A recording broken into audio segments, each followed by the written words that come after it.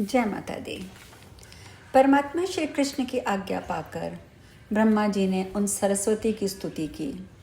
उसके बाद वे सरस्वती की कृपा से उत्तम सिद्धांत का विवेचन करने में सफल हो गए। इसी तरह जब पृथ्वी ने शेष नाग से ज्ञान का एक रहस्य पूछा था, तब वे शेष भी मूक जैसा बन गए और सिद्धांत का विवेचन करने में असमर्थ रहे। तब अत्यंत व्यथित हृदय शेष ने कश्यप जी की आज्ञा के अनुसार उन सरस्वती की स्तुति की।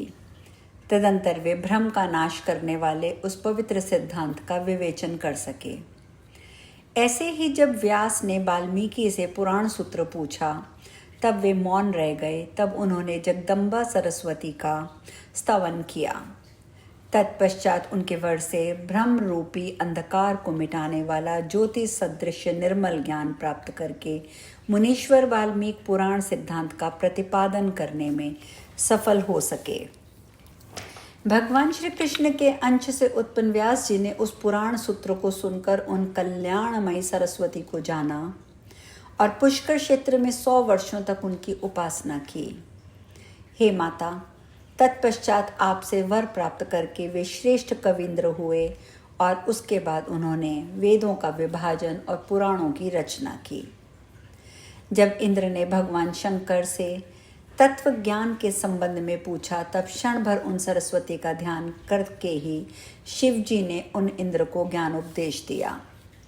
हे माता, जब इंद्र के शब्द शास्त्र के विषय में बृहस्पति ने पूछा, तब उन्होंने पुष्कर क्षेत्र में दिव्य 1000 वर्षों तक आपकी आराधना की। तदुपरांत आपसे वर प्राप्त करके वे 1000 दिव्य वर्षों तक देवपति इंद्र को शब्द शास्त्र का उपदेश करते रहे। इसी तरह बृहस्पति ने जिन शिष्यों को पढ़ाया तथा अन्य जिन मुनीश्वरों ने उनसे अध्ययन किया, वे सब के सब उन भगवती सुरेश्वरी की सम्यक आराधना करके ही सफल हुए। मुनीश्वरों, मनुगुणों, मनुष्यों, दैत्येश्वरों तथा ब्रह्मा, विष्णु, शिव आदि देवताओं के द्वारा भी समयक रूप से आपकी स्तुति और पूजा की गई। 1000 मुख वाले शेषनाग, 5 मुख वाले शिव तथा 4 मुख वाले ब्रह्मा भी जिनकी स्तुति करने में जड़वत हो जाते हैं, तब मैं साधारण सा मनुष्य एक मुख से उन आपकी स्तुति कैसे कर सकता हूँ। हे नारद, इस प्रकार स्तुति करके याज्ञवल्क्य मुनि भगवती सरस्वती को प्रणाम करने लगे। उस समय भक्ति भाव से उनका कंधा झुक गया। वे आहार रहित थे, बार बार रो रहे थे। इसी बीच ज्योति स्वरूपिणी महामाया सरस्वती ने उन्हें दर्शन दिया और वे मुनि से बोली, तुम महान कविंद्र हो जाओ। ऐसा कहकर वे वैकुंठ चली गईं। हे नारद, जो मनुष्य याज्ञवल्क्य के द्वारा रचित इस सरस्वती स्तोत्र का पाठ करता है, वह कवींद्र तथा बृहस्पति के समान महान वक्ता हो जाता है। यदि कोई महान मूर्ख तथा दुर्बुद्धि भी इस स्तोत्र का 1 वर्ष तक नियम पूर्वक पाठ करे, तो निश्चय ही पंडित, मेधावी और श्रेष्ठ कवि हो जाता है। श्री नारायण आगे कहते हैं, हे मुने, साक्षात भगवान विष्णु के पास वैकुंठ में रहने वाली सरस्वती कलह के कारण गंगा जी के द्वारा दिए गए शाप से भारतवर्ष में अपनी एक कला से नदी के रूप में प्रतिष्ठित हुई। ये सरस्वती पुण्यदायिनी, पुण्य रूपिणी, पुण्य तीर्थ स्वरूपिणी तथा पुण्यवान मनुष्यों की आश्रय हैं। अतः पुण्यात्मा लोगों को इनका सेवन करना चाहिए। ये सरस्वती तपस्वियों के लिए तप रूपिणी हैं और उनकी तपस्या का फल भी वे ही हैं। ये मनुष्य के द्वारा किए गए पाप रूप ईंधन को दग्ध करने के लिए प्रज्वलित अग्नि स्वरूपा हैं। सरस्वती की महिमा को जानते हुए मनुष्य इनके जल में अपना प्राण त्याग करते हैं। वे वैकुंठ में वास करते हुए दीर्घ काल तक भगवान श्री हरि का सानिध्य प्राप्त करते हैं। भारत में रहने वाला कोई मनुष्य पाप कर लेने के बाद खेल खेल में भी यदि सरस्वती में स्नान कर लेने मात्र से अपने पापों से मुक्त हो जाता है और दीर्घ काल तक विष्णु लोक में निवास करता है।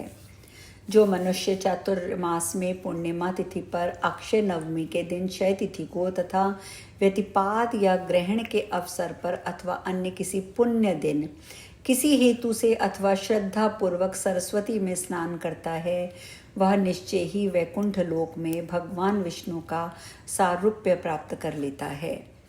जो मनुष्य 1 महीने तक प्रतिदिन सरस्वती नदी के तट पर इनके मंत्र का जप करता है, वह महान मूर्ख होते हुए भी कवीश्वर हो जाता है, इसमें संदेह नहीं है। जो मनुष्य मुंडन कराकर प्रतिदिन सरस्वती के जल में स्नान करता है, वह मनुष्य फिर से माता के गर्भ में वास नहीं करता। हे नारद, इस प्रकार मैंने सुख देने वाले, मनोरथ पूर्ण करने वाले सार स्वरूप भगवती के गुण कीर्तन का वर्णन आपसे कर दिया है।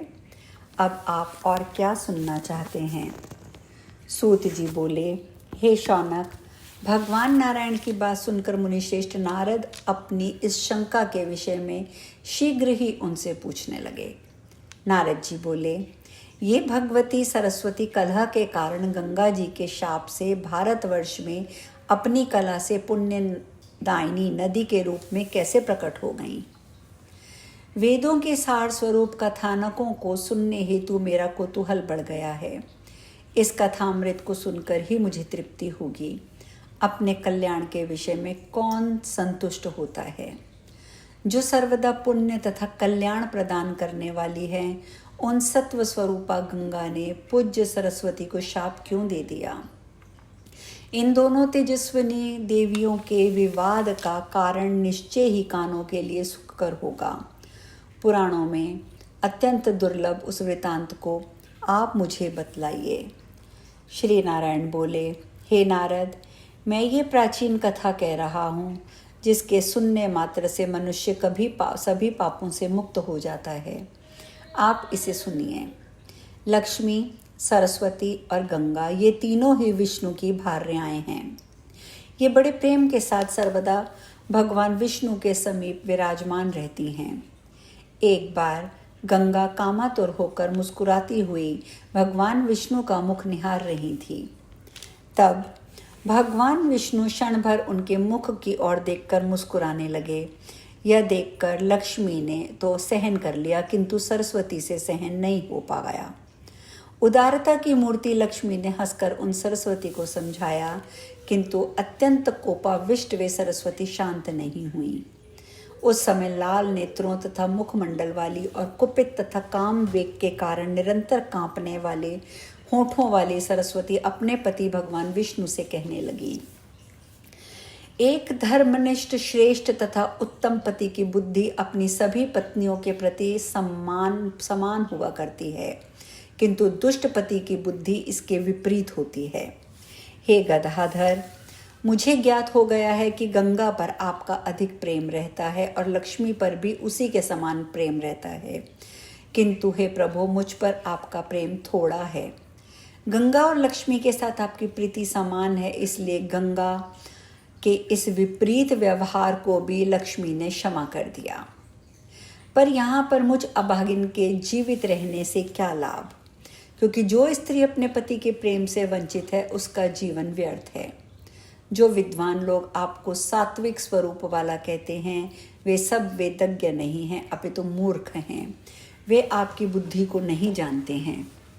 सरस्वती की ये बात सुनकर और उन्हें कोपाविष्ट देखकर भगवान ने मन ही मन कुछ सोचा और इसके बाद वे बाहर निकलकर सभा में चले गए। भगवान नारायण के चले जाने पर वाणी की अधिष्ठात्री देवी उन सरस्वती ने कुपित होकर निर्भीकता पूर्वक गंगा से सुनने में अत्यंत कटु वचन कहा। हे निर्लज्ज, हे सकाम, तुम अपने पति पर इतना गर्व क्यों कर रही हो? मेरे ऊपर पति का अधिक प्रेम रहता है, ऐसा तुम क्या प्रदर्शित करना चाहती हो?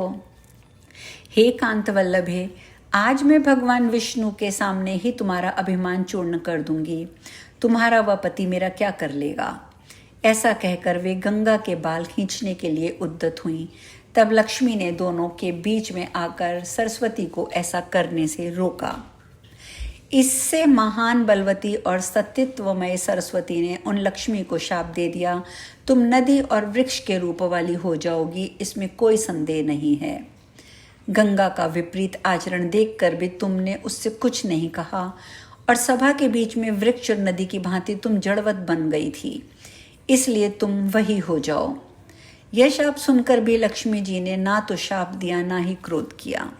वे सरस्वती का हाथ पकड़कर दुखित हो वहीं पर बैठकर रह गईं। कोप के कारण कांपते हुए होठों और लाल नेत्रों वाली अत्यंत असंतुष्ट उन सरस्वती को देखकर गंगा लक्ष्मी जी से कहने लगी। गंगा बोली, हे पद्मे, तुम अत्यंत उग्र स्वभाव वाली इस सरस्वती को छोड़ दो। यह शील रहित, मुखर, विनाशिनी और नित्य वाचाल रहने वाली सरस्वती मेरा क्या कर लेंगी? वाणी की अधिष्ठात्री देवी ये सरस्वती सर्वदा कलह प्रिय हैं। इसमें जितनी योग्यता तथा शक्ति हो वह सब लगाकर ये आज मेरे साथ विवाद कर लें। यह दुर्मुखी अपने और मेरे बल का प्रदर्शन करना चाहती हैं तो सभी लोग आज दोनों के प्रभाव तथा पराक्रम को जान लें। ऐसा कहकर गंगा ने सरस्वती को शाप दे दिया। उन्होंने लक्ष्मी से कहा, जिस सरस्वती ने तुम्हें शाप दिया है वह भी नदी रूप में हो जाए, यह नीचे मृत्यु लोक में चली जाए जहाँ पापी लोग निवास करते हैं। यह कलयुग में उन पापियों के पाप ग्रहण करेगी, इसमें संदेह नहीं है। गंगा की बात सुनकर सरस्वती ने भी उन्हें शाप दे दिया कि तुम्हें भी धरातल पर जाना होगा और वहाँ पापियों के पाप को अंगीकार करना होगा। इसी बीच वहाँ 4 भुजाओं वाले भगवान विष्णु 4 भुजाओं वाले अपने चारों पार्षदों के साथ वहाँ आ गए।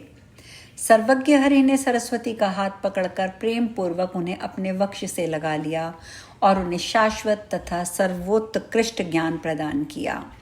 उनके कलह तथा शाप की बात सुनकर प्रभु श्रीहरि उन दुखित स्त्रियों से समयानुकूल बात कहने लगे। आज हम यहीं विश्राम लेते हैं। जय माता दी।